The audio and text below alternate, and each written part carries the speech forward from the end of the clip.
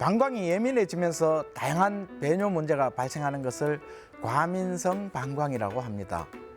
과민성 방광을 겪고 있는 분들 중에서는 자신이 겪고 있는 증상을 질병이라고 인식하고 있는 사람은 많지만은 실제로 치료를 받는 사람은 그렇게 많지는 않습니다.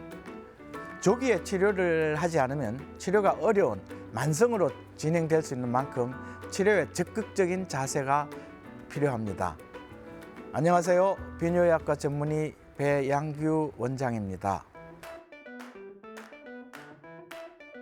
일단 병원을 방문하면 특징적인 증상 때문에 간단한 검사로도 쉽게 진단이 됩니다.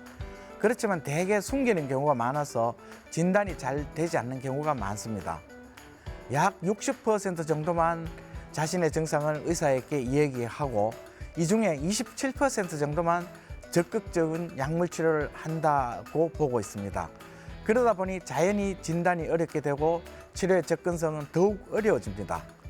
일단 과민성 방광이라는 생각이 들면 보다 적극적으로 알리고 치료에 임하는 자세가 중요하다고 봅니다. 절박뇨나 빈뇨 증상을 가지고 있는 다른 질환들과 감별이 잘 안 되는 경우가 많은데요. 척수나 중추신경계의 장애로 인한 신경인성 방광이나 간질성 방광에서도 빈뇨라든지 절박뇨의 증상이 올 수도 있고 방광암의 일부에서도 비슷한 증상을 보일 수가 있습니다. 이래서 정확한 감별을 하지 않을 경우에는 심각한 질환으로 진행되는 것을 놓칠 수도 있습니다. 비교적 간단한 행동요법이나 약물 치료에도 반응을 잘 합니다. 가능한 치료 종류도 많은데요. 여러 종류의 치료를 시행할 수는 있지만은 증상이 심했다가 약해지는 것이 반복되는 경우가 많고 비교적 재발을 잘하기 때문에 환자는 쉽게 치료를 포기하는 경우도 많습니다.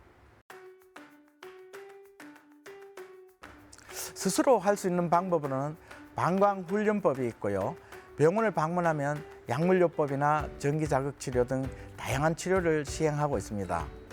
약물은 비교적 간단한 것으로 복용이 아주 쉽게 만들어져 있고 전기자극이나 바이오피드백 같은 치료는 병원을 방문하지 않고도 치료할 수 있는 소형 기계도 많이 개발되어 있습니다. 방광은 우리가 조절할 수 있는 많지 않은 장기 중에 하나입니다. 먼저 소변을 2시간 이내 자주 본다면 요일을 느끼더라도 바로 배뇨를 하지 말고 조금씩 늦춰나가는 방법인데요. 물론 처음은 쉽지 않은데 조금씩 단계적으로 배뇨 간격을 늘려가면 생각보다는 힘들지 않게 치료가 됩니다. 약 한 1, 2주 간격으로 배뇨 간격을 30분씩 늘려나간다면 전체적으로 3시간에서 4시간에 한 번 정도 소변을 볼 정도가 된다면 성공적으로 보면 됩니다.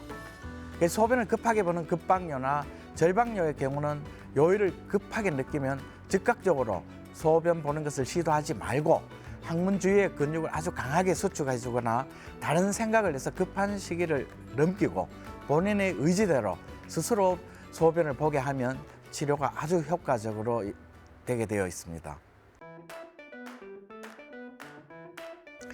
대개 카페인이나 캡사이신, 알코올이나 탄산과 같은 식품들은 방광의 배뇨근을 많이 자극한다고 보고 있습니다.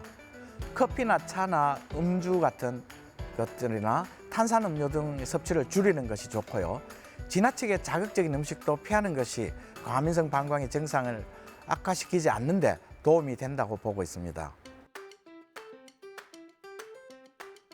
우선은 골반 내에 염증성 질환이나 변비 같은 것들이 있다면 적극 치료를 해주는 것이 좋고요. 또한 복압을 증가시킬 수 있는 비만도 생기지 않도록 노력하는 것이 좋습니다. 그리고 심리적으로는 긍정적인 사고를 가지고 규칙적인 생활을 하고요. 배뇨에 대한 문제가 있다면 숨기지 말고 조기에 적극적으로 치료에 임하는 것이 좋습니다.